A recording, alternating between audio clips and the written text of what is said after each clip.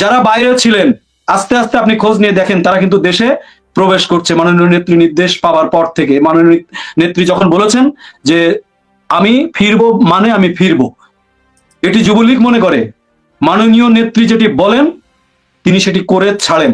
আর মাননীয় নেত্রী পূর্বেও যেটি বলেছেন সেটি বারবার প্রমাণিত হয়েছে। বিএনপি জামাত দেশকে বারবার যখন আস্থা করে নিক্ষিপ্ত করেছেন, ফিনিক্স পাখির মতো ওই ভস্ম থেকে উত্থিত হয়ে বাংলাদেশকে কিন্তু বারবার রাষ্ট্রনায়ক শেখ হাসিনা রক্ষা করেছেন। এটি যুবলীগ অন্তর দিয়ে ধারণ করে, বিশ্বাস করে, যে কারণে যারা বাইরে ছিলেন প্রাণ রক্ষার তাগিদে তারা কিন্তু আস্তে আস্তে অনেকেই আমার জানা মতে দেশে ফিরেছেন এবং দ্রুততম সময়ের ভিতর আমি নিজেও আমার যারা তৃণমূলের নেতাকর্মী আমি বিশ্বাস করি দ্রুততম সময়ের ভিতর তাদের সাথে ওই সম্মুখ সমরে প্রথম সারিতে থাকতে চাই এবং দ্রুততম সময়েই সেটি সম্ভব, সেই প্রস্তুতি কিন্তু আমাদের রয়েছে। আপনি যেটা বললেন দ্রুততম সময়ের ভিতরে ফিরবেন, আপনাকে আমি জাস্ট একটা ঝলক দেখাবো প্লিজ।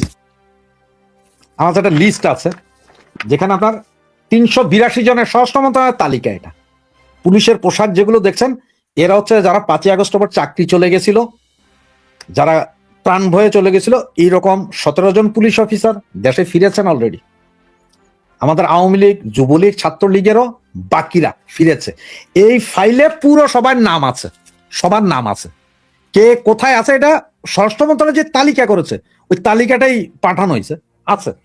তাদের ভিতরে এখন অনেকের নাম আবার নতুন করে মামলা হচ্ছে, এর মধ্যে মনে হয় 3 জন 4 জন অলরেডি আবার অ্যারেস্ট ঢুকেও গেছে। আমার এক ফ্রেন্ড ছিল, বাল্যকালের বন্ধু। এটা হচ্ছে, আমি যেহেতু চিটং এর ছেলে ভাই, আমি সারা বাংলাদেশের কথা তো জানি না, চিটং এরটা বলতে পারি। এটা হচ্ছে যে আপনি যে মামলা মোকদ্দমার কথা বললেন, এটা হচ্ছে যে আপনার আমাদের এখনকার যে এমপি আছে 10 আসনের মহিউদ্দিন বাচ্চু, উনি যখন যুবলীগের আহ্বায়ক ছিলেন ওই সময়কার আমার এক ফ্রেন্ড ছিল, সে ছিল সদস্য, সালে আহমদ ডিগল নাম। আচ্ছা। 86 সাল থেকে 96 সাল পর্যন্ত চিটাং শহরের কোথাও যদি একটা মুরগি মারা যাইতো না, ওর নাম। রাজশাহী ইউনিভার্সিটিতে শিবিরের সাথে মারামারিছে, সেখানে 9 নাম্বার আসামি। 86 থেকে 96 পর্যন্ত আপনার 141 মামলার আসামি।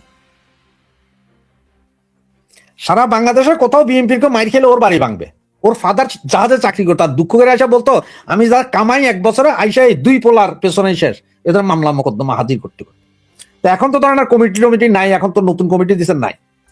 তো এই ধরনের, যেমন ধরেন আমার চিটাং শহরের আরেকটা ছেলে আছে আপনাদের যুবলীগ করে, সারা বাংলাদেশে মিছিল মিটিং করে, গোলাম সামদানি জনি, একটা ছাত্রলীগ করতো। 89 সালে মাইরা, তখন ছোট, ক্লাস 6-7 পড়ে, মাইরা ওরা ছুরি মাইরা দিয়া এমন পিটান পিটেছে, আমার বিএনপি অধ্যুষিত নালায় ফেলা দিয়েছে, মনে করছে এটা মারা গেছে। ওখান থেকে রিক্সা ড্রাইভাররা কোলে তুলে নিয়ে গেছে, পরে বাচ্চে ছাত্রলীগ করছে আজিও। 4 দিন 5 দিন আগে ধরা গেছে ফারুক নামে একটা ছেলে, ওমর ফারুক, আমার এলাকার, এখন জেলে আছে। তাও মানে মামলা 12-14টা আছে ওর নামে। ব্যাপারে নিউজ আসছে কি জানেন, যে যুবলীগের সভাপতি সহ 11 জন গ্রেপ্তার। সভাপতি তার টোকাই পায় না, পরে দেখলাম যে আচ্ছা ফারুক তো সরাসরি যুবলীগ করে, এটাই মনে হয় সভাপতি। এখন আপনি আমার বলেন, কথাগুলো আসছে আমি এই জন্য যে সারা বাংলাদেশে কি করছেন জানি না, চিটাং শহরের কোনো একটা ওয়ার্ডে আপনাদের কমিটি নেই। নগর কমিটি বহুদিন পর একটা কমিটি দিলেন 20-22 জন, ওখানে আমাদের ভাইয়েরা আছে, 20-22 জন একটা কমিটি দিলেন, ওয়ার্ডের কোনো কমিটি হয় নাই।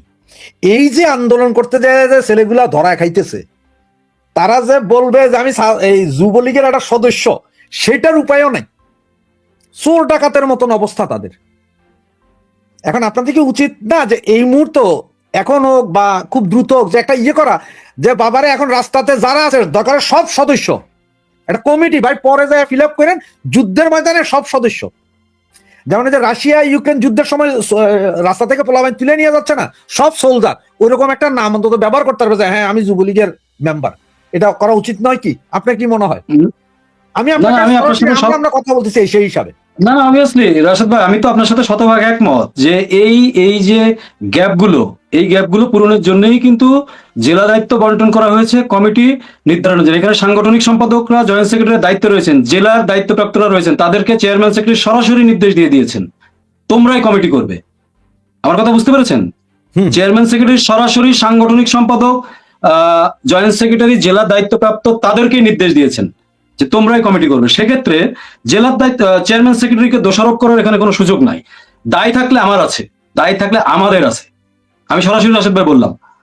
আর যে ছেলেটির নাম বললেন গোলাম সামদানি জনি, সে তো 5 আগস্টের পর থেকে এই পর্যন্ত বাংলাদেশে যদি আপনি যুবলীগের 10টা ছেলের নাম বলেন, এই 10টা ছেলের প্রথম দিকে হচ্ছে গোলাম সামদানি জনি, এবং প্রতিটি মুহূর্তে ওর বীরত্বব্যঞ্জক ভূমিকা।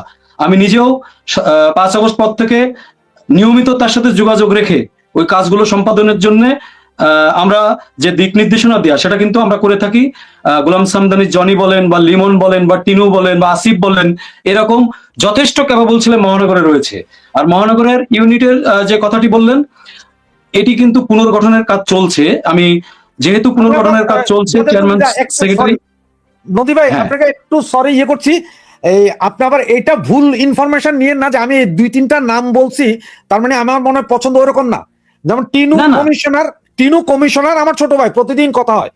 এরপরে এই আপনার গোলাম সাম, আমি তো বললাম যে আমি দীর্ঘ 25 বছর দেশের বাইরে, আমি আমার এলাকার 2-4 জন ছেলে চিনি, জনি, ফারুক, লিমন, টিনু তো আমার ছোট ভাই। এগুলো সব মেয়েদের মধ্যে আফি, এপি, উম্মে কাউসার এপি, যেটা এখন কন্টিনিউ খালি ব্রিজে যায়, শেখ হাসিনার বিরুদ্ধে কিছু লোক সব মুছা দেয়, সেটা আছে।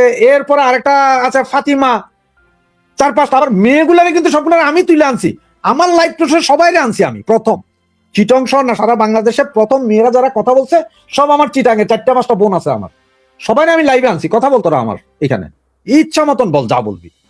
তো এই জন্য আমি 4-5 জনের ভাই, এর বাইরে আমি আর নাম জানি না, যার কারণে আমি হয়তো বলি নাই। যাতে না না, এটা জাস্ট আপনি একটা মানে একটা সিম্বল হিসেবে একটা নাম বলেছেন। হ্যাঁ জি, আসলে মাঠে বীরত্বব্যঞ্জক ভূমিকা পালন করছে। সেক্ষেত্রে আর আরেকটা জিনিস আপনাকে আমি বলে রাখতে চাই যে এই কমিটি পুনর্গঠনের যে কাজ চলছে, এটিও কিন্তু খেয়াল রাখতে হবে যে মাঠে কারা কাজ করছে এটি দেখেই তো কমিটিটা করতে হবে, পুনর্গঠন করতে হবে।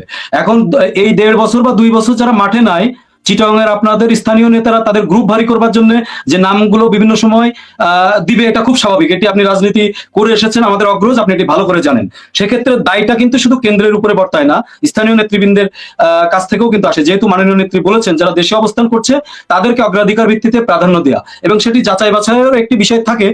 আর আমি কিন্তু রাশেদ ভাই প্রত্যাশা করেছিলাম আপনি আমাকে, আমি যেহেতু যুবলীগের পাবলিসিটি সেক্রেটারি, আমি সেই রিলেটেড কথা বলবো মনে করেছিলাম। আপনি যে প্রশ্নগুলো করছেন এটা অবশ্যই সাংগঠনিক সম্পাদকদের রাখা উচিত ছিল এখানে, যদি তারা থাকতো একসাথে হয়তো কথা বলতে পারতাম। আর যেহেতু ওইটার আমি অথরিটি না, কিন্তু সংগঠন করি, সংগঠনের দায় আমাকে নিতে হবে।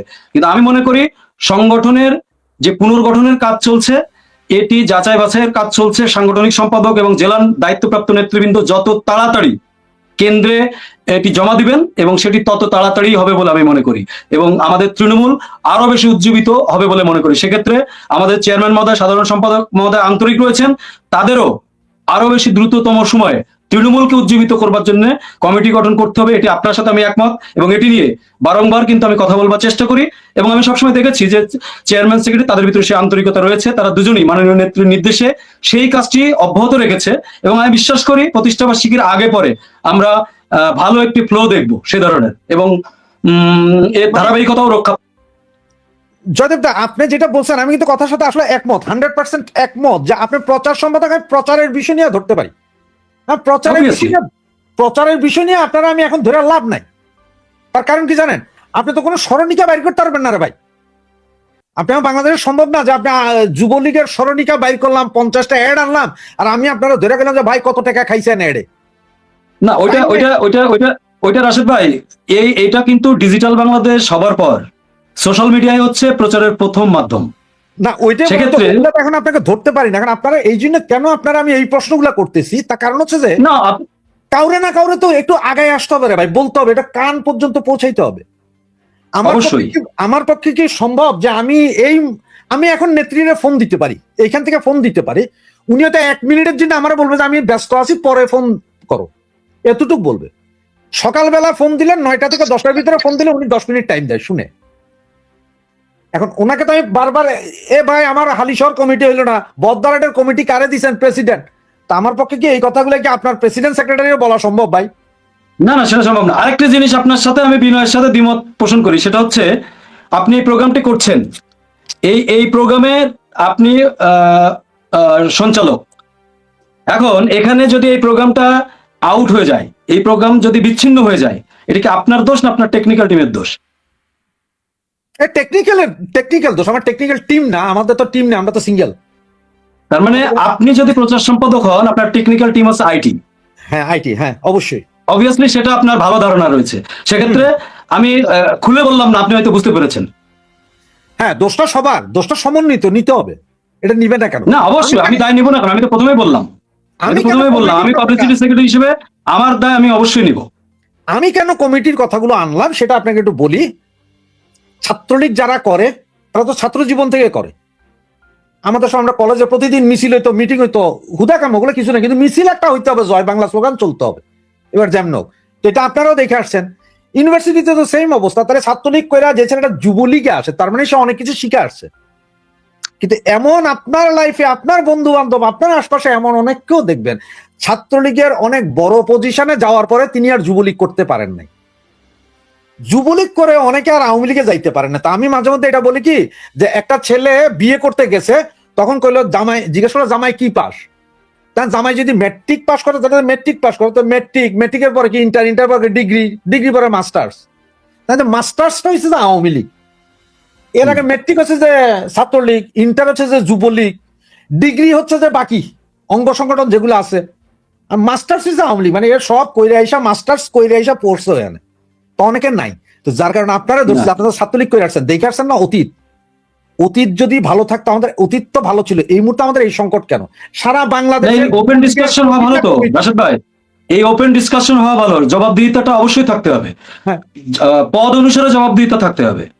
আজকে জানেন অনেক পদ অনুসারে আমি আমি আমি আমি আশা করবো আপনার কাছ থেকে যে এই সাংগঠনিক বিষয়গুলো নেক্সট একটা প্রোগ্রামে যুবলীগের কোনো এক সাংগঠনিক সম্পাদককে আনবেন, এই জিনিসগুলো অবশ্যই জিজ্ঞাসা। আমি যেরকম আপনার সাথে সরাসরি কথা বললাম যে আমাদের সংকট, আমাদের সম্ভাবনা, সব বিষয় নিয়ে, সেটাও আসবে। আমি আশা করবো সেও এই জবাবদিহিতায় বিশ্বাস করবে এবং জবাব দিবে।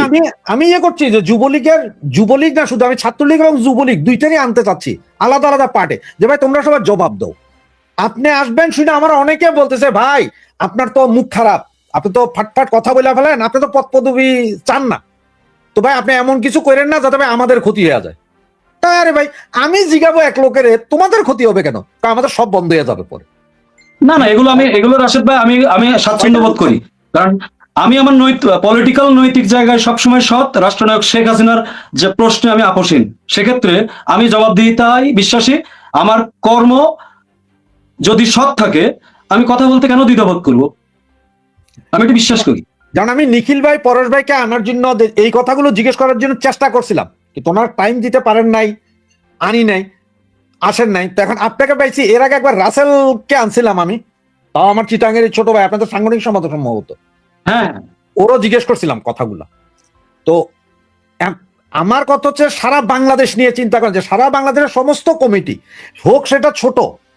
এখন আপনারা তো সভাপতি সেক্রেটারি নির্বাচন করতে পারবেন না, এই মুহূর্তে কিছু নাই হাতে, কিন্তু অন্ততপক্ষে একজন যে বেটা রাস্তায় কাজ করছে তার দায়িত্বে বলো, তুমি সহ 100 জন সব আমাদের সদস্য, সব যুবলীগ, অমুক ওয়ার্ডের সব যুবলীগ, আহ্বায়ক কমিটি বা স্টিয়ারিং কমিটির মতো তো করা যায়, যুদ্ধকালীন কমিটি হয় না? আমি বলতে স্টিয়ারিং কমিটি, রাশেদ ভাই, স্টিয়ারিং কমিটি অনেক জায়গায় করবার আমরা চেষ্টা করেছি, কিন্তু জেলা পর্যায় থেকে স্টিয়ারিং কমিটিটা, যেমন একসময় আপনাদের চিটাগংয়েই কিন্তু 8 মার্ডারের পরে ছিল না ওটা স্টিয়ারিং কমিটি, 17 বা 18 সদস্য বিশিষ্ট। তা ওই রকম প্ল্যান নিয়ে কিন্তু আমরা এগিয়েছিলাম, কিন্তু কোন জেলা ওইভাবে কিন্তু সাড়া দেয়নি যে স্টিয়ারিং কমিটিটা তারা হয় কনভেনিং কমিটি বা ফুল পেজ কমিটি, এইভাবে তারা চায়। ধরেন পূর্ণাঙ্গ কমিটি, এটি কিন্তু জমা দিবে আমাদের কাছে জেলা। এখন জেলার ওদের কার্যক্রম, যেমন আপনার মহানগরের পূর্ণাঙ্গ কমিটির কার্যক্রম চলছে, হয়তো দ্রুততম সময়ের ভিতরে তারা জমা দিবে এবং এটি তাড়াতাড়ি বাইরে প্রকাশ পাবে। যেহেতু মাঠে যারা কাজ করছে তাদেরকে গুরুত্ব দিতে হবে, সেই খোঁজ খবরটা কিন্তু একটু নিতে হবে। না নিয়ে দেখা যাবে যে যারা সারা দেশের তৃণমূল কিন্তু হতাশ হয়ে যাবে, যে নামগুলো আপনারা এখানে আলাপ করলাম, সাপোজ এরা যদি নেতৃত্বে না থাকে, তাহলে এই মেসেজ তো সারা দেশে চলে যাবে। তা এরকম শুধু তো এই 4-5 জন না, এর বাইরে আরো অনেকে কাজ করেছেন, তা তাদেরকে তুলে আনা এবং এই যে ধরেন মানে এই আলাপটা করছি, এখন নেত্রী দেশে ফিরবেন, এখন তো গোপনীয়তার কিছু নাই। মানে আমি সংগঠন যদি স্বচ্ছভাবে পরিচালনা করতে চাই, সেক্ষেত্রে মানে কেন কমিটি হতে দেরি হচ্ছে বা কেন কি, এই জিনিস আমি ওপেন বলতে রাজি আছি। আমার কোনো এই বিষয়ে দ্বিধা নাই। এবং আমার মনে হয় যে আপনি জানেন, যেহেতু আপনি আমাদের অগ্রজ, প্রত্যেকটি কমিটি করবার ক্ষেত্রে কিছু প্রক্রিয়া থাকে। এবং এখন আমাদের ফিল্টারিং পদ্ধতিটা দেখেন, প্রথমে জেলা দায়িত্বপ্রাপ্ত রয়েছে, জেলা দায়িত্বপ্রাপ্তরা একটা পর্যায়ে এটা দিয়ে দেবে সাংগঠনিক এবং জয়েন্ট সেক্রেটারিদের কাছে। তারা কিন্তু এটা ফিল্টারিং করে চেয়ারম্যান সেক্রেটারি, এই যে 3 স্তরের যে লেয়ার, এই লেয়ার অনুসারে কিন্তু কাজ চলছে। এবং সব কাজেই কিন্তু মিনিমাম একটা একেবারে নিচের পর্যায়ে কিন্তু নাই এখন, মধ্য পর্যায়ে পার করে অধিকাংশগুলোই একটা জায়গায় এসে পৌঁছেছে। এবং ধারাবাহিকভাবে ছাত্রলীগের যখন এখন কমিটি হচ্ছে, আমার মনে হয় প্রতিষ্ঠা বার্ষিকীর পরপরই এই ফ্লোটা চলে আসবে। আমি ব্যক্তিগতভাবে সেটি মনে করি, এবং এটি কোনো সাংগঠনিক কথা আপনাকে আমি বললাম না, এটাই ব্যক্তিগতভাবে মনে করি। কি জানেন, এই ছাত্রলীগ আর যুবলীগ, আপনার দুইটা, ছাত্রলীগ এবং যুবলীগ দুইটা মিলা যদি আপনাদের কমিটিগুলো যদি খুব র্যাপিড, আমি ভাই কমিটি বলতে নারাজ। এখন আমি আপনাকে যেটা বললাম যে কমিটি যাচাই করার উপায় নেই এখন। এমন হইতে পারে, ফর এক্সাম্পল আপনার ধরেন টিনু তো কমিশনার, আমার টিনু কমিশন, হ্যাঁ, এক্সাম্পল তাকে এখন আপনি এখান থেকে ফোন দেন যে টিনু তোমার সভাপতি করব আর রাশেদ ভাইয়ের সদস্য করব, কেমন হয়? আমার মনে হয় টিনু আপনারা কি বলবে জানেন, ও ভাই আমারে মাফ করে দেন, আপনি রাশেদ ভাইয়ের সভাপতি করেন, আমারে সদস্য করেন। তার কাছে বয়স মিলে সে বলে যে না ভাই এটা তো অসম্মান হয়ে যাবে, আমি রাশেদ ভাইয়ের সামনে বসবো না। কথা হচ্ছে এগুলো তো এখন চেক করার উপায় নাই। তবে রাশেদ ভাই, একটা আশাব্যঞ্জক কথা আপনারা বলি। ধরেন আমি 2-3টা জেলার দায়িত্বে, এই সময় আপনি চিন্তা করতে পারেন যে শত শত মানে সিভিটিক না, প্রত্যেকেরই ইনফরমেশন, তারা এটা এটা মানে আমাদের কাছে মাঝে মাঝে অপ্রত্যাশিত যে সরকারি দলও এই রেসপন্স পায়নি। এখন যেভাবে যুবলীগ ছাত্রলীগের নেতৃত্বে আসার জন্য যে প্রতিযোগিতা শুরু হয়েছে, এবং এটা আশাব্যঞ্জক যে, এবং আমার খুবই কষ্ট লাগে যে আমরা দ্রুততম সময়ের ভিতর করতে পারছি না।